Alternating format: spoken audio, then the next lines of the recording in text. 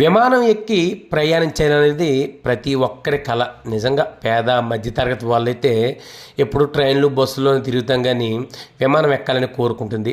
అయితే ఆ భగవంతుడి దయ వల్ల నేను కూడా ఒకసారి విమానం ఎక్కాను. ఎందుకంటే చెన్నై వెళ్ళాల్సిన పని ఉండి అర్జెంటుగా విమానం ఎక్కాల్సి వస్తే 8,000 రూపాయల టికెట్ తీసుకొని విమానం ఎక్కాను.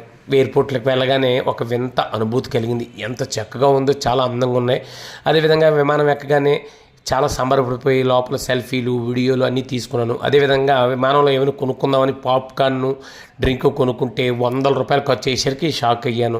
చాలా హెవీ రేట్ ఉందని. ఆ తర్వాత చెన్నై ఎయిర్పోర్ట్లో దిగ్గానే చాలా అద్భుతంగా ఉంది. చూసారా నటరాజస్వామి విగ్రహం ఎంత బాగుందో. ఈ నటరాజస్వామిని చూడగానే ఒళ్ళు పులకరించింది. అదేవిధంగా ఎయిర్పోర్ట్ చూస్తే ఒక స్వర్గంలా కనిపించింది. ప్రతిదీ కూడా ఎంతో నీట్గా, చాలా బ్రహ్మాండంగా కనిపించింది. అయితే ఎయిర్పోర్ట్ దిగుతూ ఎయిర్పోర్ట్ నుంచి బయటకు వస్తే ఒక వాటర్ బాటిల్ కొన్నాను.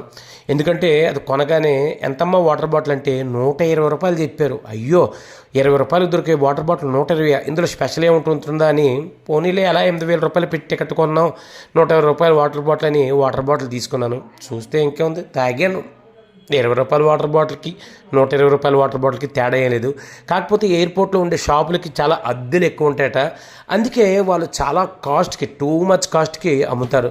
అయినా ఏదైనా ఒక అనుభవం పడి ఉంటుంది, మీతో పంచుకోవాలని ఉంటుందని ఈ వాటర్ బాటిల్ కొని దీనికోసం ఒక వీడియో చేశాను, మీకు పెట్టాను. చూడండి ఆ దృశ్యాలు.